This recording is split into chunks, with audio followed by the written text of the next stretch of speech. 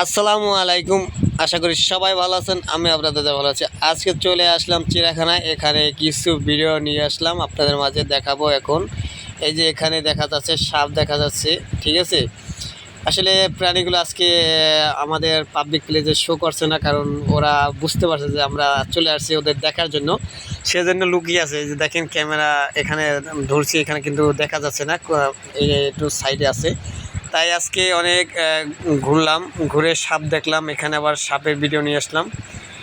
অজগর সাপ দেখলাম, মেঘডুব্বা সাপ, অনেক বড় বড় সাপ। আসলে যারা মিরপুরে আসতে চান, এই যে দেখেন অনেক মানুষ চলে আসছে সাপ দেখার জন্য, কিন্তু সাপটা আসলে পাবলিক প্লেসে শো হচ্ছে না। ওরা বুঝতে পারছে যে এখানে আমরা দর্শকেরা দেখতে আসছি, সেজন্য একটু লুকিয়ে আছে। দেখেন এখানে অজগর সাপ, অনেক বড় সাপ। তাই আসলে ভিডিওটা যদি সম্পূর্ণ ভালো লেগে থাকে, অবশ্যই লাইক কমেন্ট করে শেয়ার করে সবাইকে দেখার সুযোগ করে দেবেন। আর এরকম সুন্দর সুন্দর ভিডিও পেতে অবশ্যই আমার পাশে থাকবেন, আর ইউটিউব চ্যানেলটা সাবস্ক্রাইব করে অবশ্যই আমার পাশে থাকবেন। আর যে কোন কোন জায়গা থেকে ভিডিওটা দেখছেন অবশ্যই কমেন্ট করে বলে যাবেন।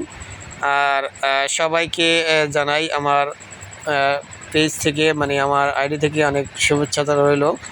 সবাই অবশ্যই আমার, এই যে দেখেন প্রিয় দর্শক, কত বড় সাপ, মনে হচ্ছে যে ঘুমাই আছে, আসলে কিন্তু ভং ধরছে। কি বলবো, ঠিক আছে। তাই আপনারা সবাই চিড়িয়াখানায় আসবেন, কিন্তু আজকে চিড়িয়াখানায় এসে আমার মোটেও ভালো লাগলো না, কারণ এর আগে একবার আসছিলাম তখন ভালো লাগছিল। আজকে অনেক বৃষ্টি ছিল, বৃষ্টির কারণে প্রাণীগুলো একটু লুকিয়ে লুকিয়ে আছে। এখানে অজগর সাপ, ঠিক আছে, কারণ বৃষ্টির পানি পেলে তারা বাইরে বের হয় না, সেই জন্য তারা লুকিয়ে থাকে।